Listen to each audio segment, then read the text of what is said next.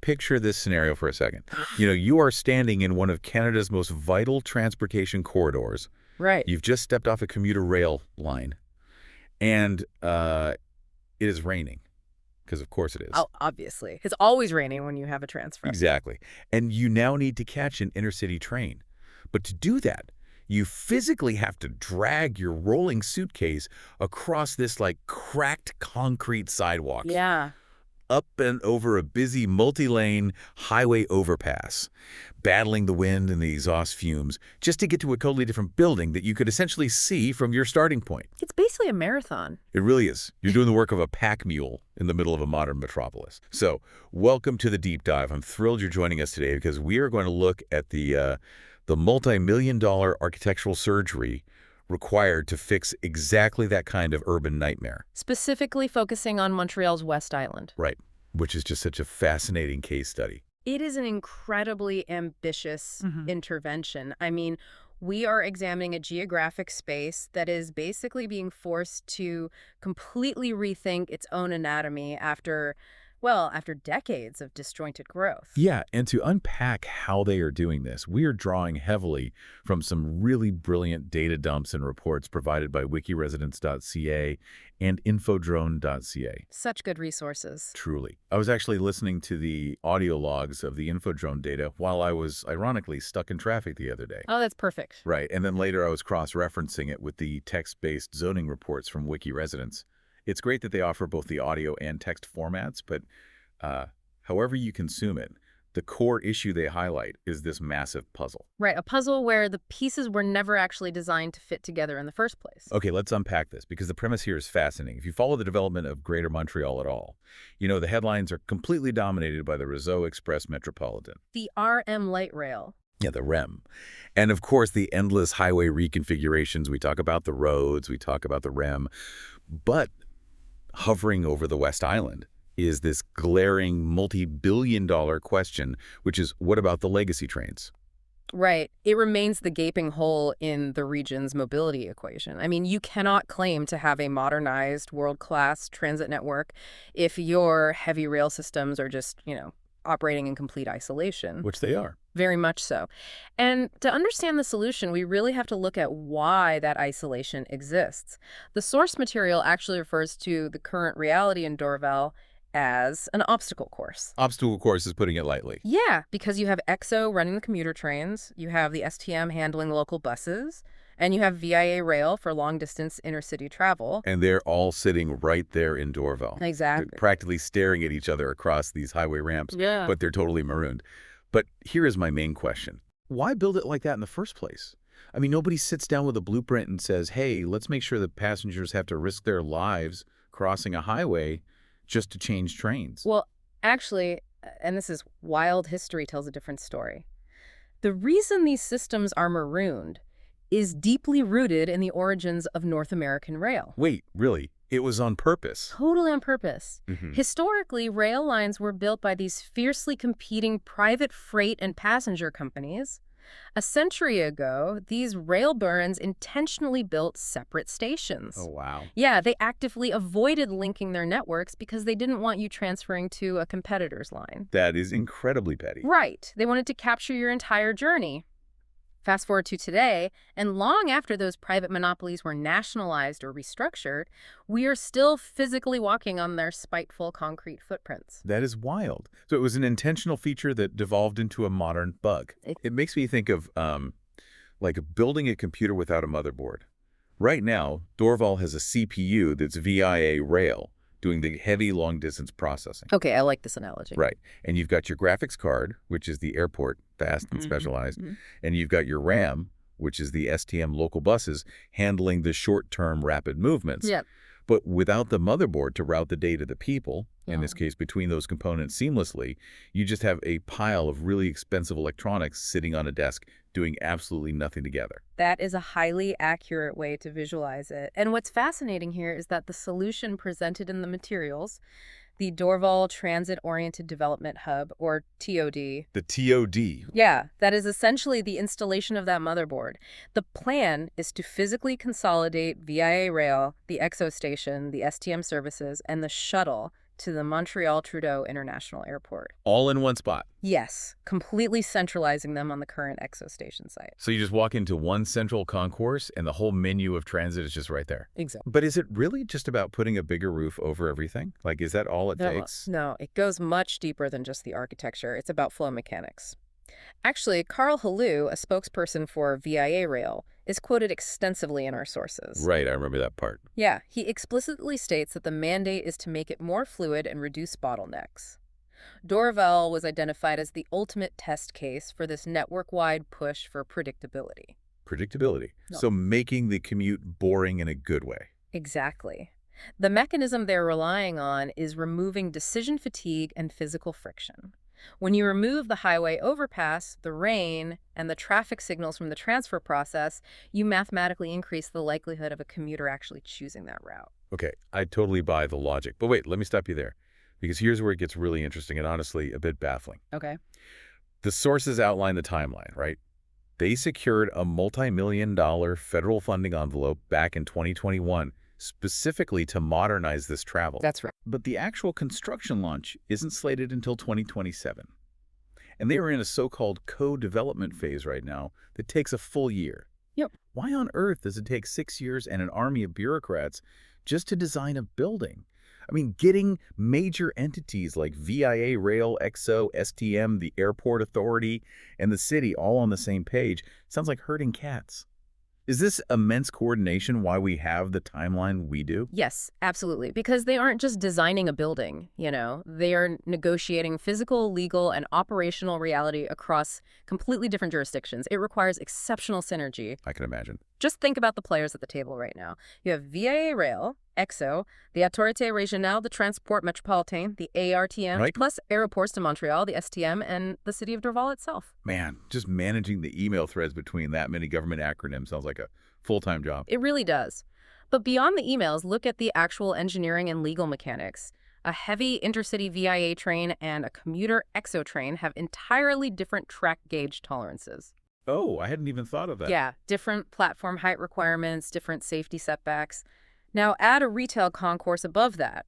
How do you design an HVAC system that can simultaneously vent heavy diesel fumes from the tracks below while maintaining pristine air quality for a cafe on the second floor? Wow, okay, the engineering is intense. It is. And furthermore, whose security force has jurisdiction if an incident happens in the shared hallway between the airport shuttle and the local bus terminal? Okay, yeah, the jurisdiction aspect is huge. Like, if someone trips and falls on a wet floor, who do they sue? The city, the airport, the province. Precisely. Those are exactly the kind of questions that take a year to untangle in a co-development phase. You have to align ticketing infrastructure, liability, load-bearing architectural walls, and pedestrian flow modeling before a single shovel can hit the dirt. Makes sense. Because if you skip this integration phase, you end up with a building where the STM ticketing machines can't talk to the EXO turnstiles, and you've basically just recreated the original problem indoors. Right, you've just put a roof over the dysfunction. So the architectural therapy between these agencies is mandatory. Very much so. But let's look at who is actually using this hub. Because the ridership numbers from the Infodrone data are staggering. We aren't talking about a sleepy suburban stop here. Not at all. Even prior to the pandemic, Dorval was processing hundreds of thousands of passengers annually just between VIA and EXO alone. Yeah. It is a massive geographic choke point. So when this motherboard is finally installed, you are suddenly funneling the daily EXO Vaudreuil-Hudson line commuters, the Quebec City-Windsor intercity travelers, and millions of international airline passengers all through one single, highly efficient funnel. Yeah, and that funneling effect is exactly where the conversation shifts from transit engineering to urban economics. Oh, okay. If we connect this to the bigger picture, this is where the concept of transit-oriented development, the TOD, really shows its teeth. A TOD doesn't just manage the flow of trains, It fundamentally alters the physical and economic landscape radiating outward from the station. Kind of like how a thriving settlement naturally sprouts up around a reliable water source, it becomes a mini-city of its own. That's a great way to look at it, yes. But let me push back on that a bit. When we talk about altering the economic landscape, the sources note that residential properties within an 800-meter radius of a major multimodal hub, which is, what, about a 10-minute walk? Roughly a 10-minute walk, yeah. Right. They see a 10% to 20% value appreciation compared to regional averages, honestly. That just sounds like a fancy blueprint for gentrification. I hear you. Like, if I'm a renter in Dorval, doesn't this massive new transit will just guarantee that I'm going to be priced out of my own neighborhood? It is a very valid concern, but you have to look at the economic mechanics behind why that 20% bump happens and how cities actually counter the displacement. The value increases because of something called the transportation premium. Okay, what is that? Consider the average cost of owning, insuring, and maintaining a vehicle in Canada right now. It hovers around like $10,000 a year. Easily, especially with current gas prices. Right. So if a family lives within that 800-meter walking radius of a unified TOD, they suddenly have the very real option to drop from a two-car household to a one-car household, or even go down to 0 cars. Oh, I see. That frees up $10,000 to $20,000 of capital annually per household. That newly freed capital gets absorbed into the local economy and naturally raises the floor of the real estate market because buyers are factoring in the permanent reduction of their commuting overhead. Okay, the math definitely makes sense, but it still makes the housing more expensive up front. It does, which is exactly why the development part of transit-oriented development is critical. To prevent sheer displacement, the city of Dorval has to use this hub to execute what's called smart densification. Which means building more. Yes, you don't just leave the surrounding streets as single-family homes. You change the zoning overlays. You eliminate minimum parking requirements. You actively incentivize developers to build up mixed-use mid-rises with housing, retail, and offices all stacked on top of each other. Okay, so you increase the supply of housing right at the source of the demand to try and balance it out. Exactly. You physically alter the streetscape to create a live work-play environment. The sidewalks get wider because you don't need as many parking lot entrances. Right. And commercial capital flows in because corporations see that offering a seamless commute directly to the office door acts as a massive recruiting tool. They have access to a labor pool stretching all the way from Vaudreuil to downtown Montreal, all without their employees needing to battle highway gridlock. So what does this all mean for the everyday person listening right now, even if they aren't looking to buy property or commute daily? Say you aren't an executive looking to relocate corporate headquarters, and maybe you already own your home far outside that 800-meter radius. Sure. Why should the broader Montreal community care about a single superstation in Dorval? This raises an important question about the societal and environmental mandate of urban planning. If we only look at the real estate data, we really miss the deeper purpose of the project. First and foremost, we have to talk about equity and democratization of transit. Which goes back to the obstacle course we started with. It does. We used the example of dragging a suitcase over an overpass in the rain. Now, for an able-bodied person, that is deeply annoying. But what if you have a physical disability? Right. What if you are elderly or pushing a double stroller? For a massive segment of the population, that cracked concrete overpass isn't just an annoyance. It is a hard physical barrier to entry. It dictates where they can and cannot go. That is a very stark way to look at it. The bad infrastructure actively isolates people. It really does. By flattening that terrain, by putting the intercity rail, the local bus, and the airport shuttle under one climate-controlled accessible roof with working elevators and tactile paving, you aren't just saving time. You are making freedom of movement a fundamental right again, rather than some sort of athletic challenge. It levels the playing field, literally. Literally.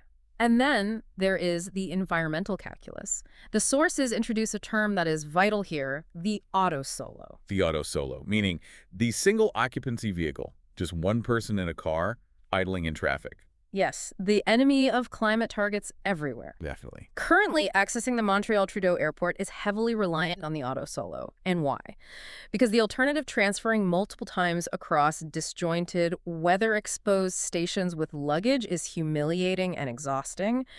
If the metropolis is ever going to meet its greenhouse gas reduction targets, you cannot simply wag your finger and tell people to stop driving. No, because people will always choose the path of least resistance. Exactly. Which means you have to physically engineer a greener path that is genuinely superior. The Dorval TOD makes the green choice the frictionless choice. Right.